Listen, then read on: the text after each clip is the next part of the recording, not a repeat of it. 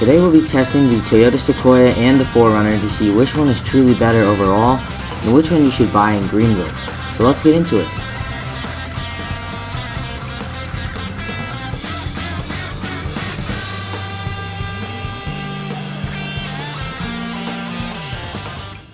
Alright, so first let's compare the aesthetics of these two cars, starting with the 4Runner. So as you can see by the lighting, it looks a lot more like an older car. It's not as modern as some other cars. Personally, I do prefer like older design, just basically exactly what the 4Runner is.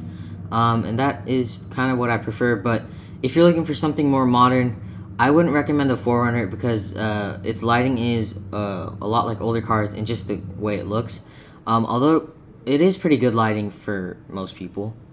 On the other hand, we have the new Sequoia that released, and I would say that it has a much more modern design. As you can see by the sequentials and just the way all the lights look, it's a way more modern version of the 4Runner. And again, personal preference, it's not my favorite. I prefer the older design of the 4Runner, but the Sequoia is nice. It's not necessarily bad at all. So moving over to the back, we have the 4Runner here, which again has that same analog feel as it did in the front. It looks a lot like the real 4Runner, which I do like, although personally it's not my favorite. It doesn't look that great in my opinion. It's not bad either though.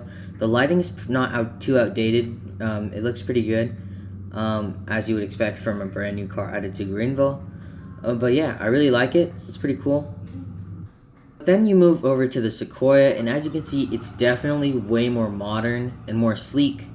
As you can see by the lighting, it has sequentials, and the lighting just looks really modern compared to the more analog 4Runner.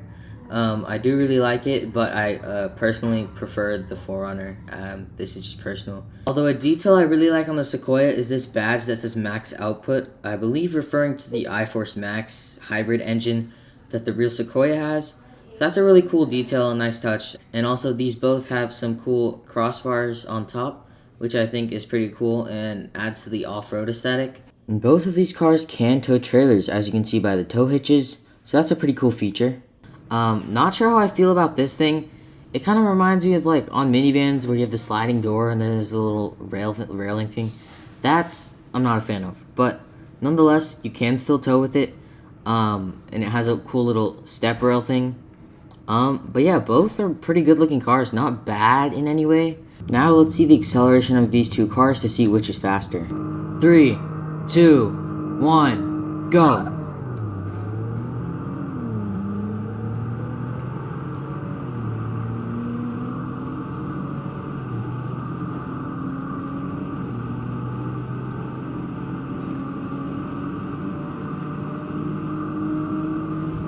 This time we're in the Sequoia. Count us off. 3, 2, 1, go. Great launch there. Hear the 4Runner though. Oh, he's going. Oh. Dang, don't slow down yet. So now let's test the A/B on these two cars.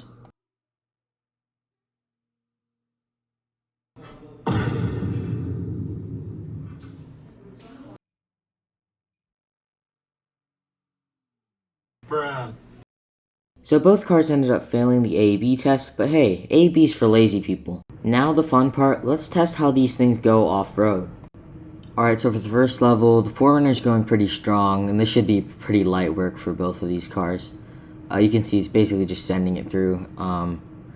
Yeah, basically any car in the game can do this, but it does get harder, and sorry about the lag, but yeah, pretty light work. Let's get to the next level. Now this part is a bit steeper and could pose a bit of a challenge for this, but again, this thing has a solid 200 horsepower, or almost 300, so yeah, it makes it up pretty easy. Next we found a spot which was pretty steep, and the 4Runner got pretty close up the wall without any momentum from behind, so that's pretty impressive. But eventually it powered through and made it up the hill with a bit more momentum.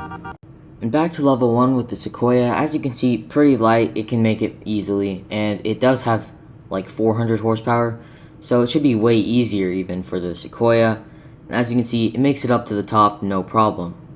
And on the steeper part, again, it's pretty easy for the Sequoia. Doesn't take too much effort, and it's going actually pretty quick up the hill thanks to its 480 horsepower. But unfortunately, this is where the Sequoia's heavy weight starts to fall into play. As you can see, it's nowhere near where the 4Runner was, but with some momentum, it'll make it up pretty easily. And in water, the 4Runner performs decently well, but when it gets deeper, it does struggle a little bit. But the Sequoia actually powered through the entire river, and this is because it has a higher ground clearance, which means it can tackle high water way better than the 4Runner. And just for fun, we decided to jump the trucks to see how high they could go.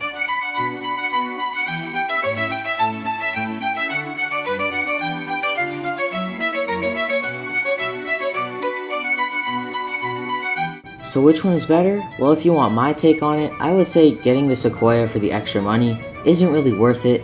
You can get the 4Runner for about 55k, while you can only get the Sequoia for around 80k, that being the off-road trims, although you can get other trims for cheaper. However, the 4Runner is a lot more fun if that's what you're looking for, but if you want something more elegant and larger, then definitely go for the Sequoia. But again, it's up to what you really want with your car in Greenville.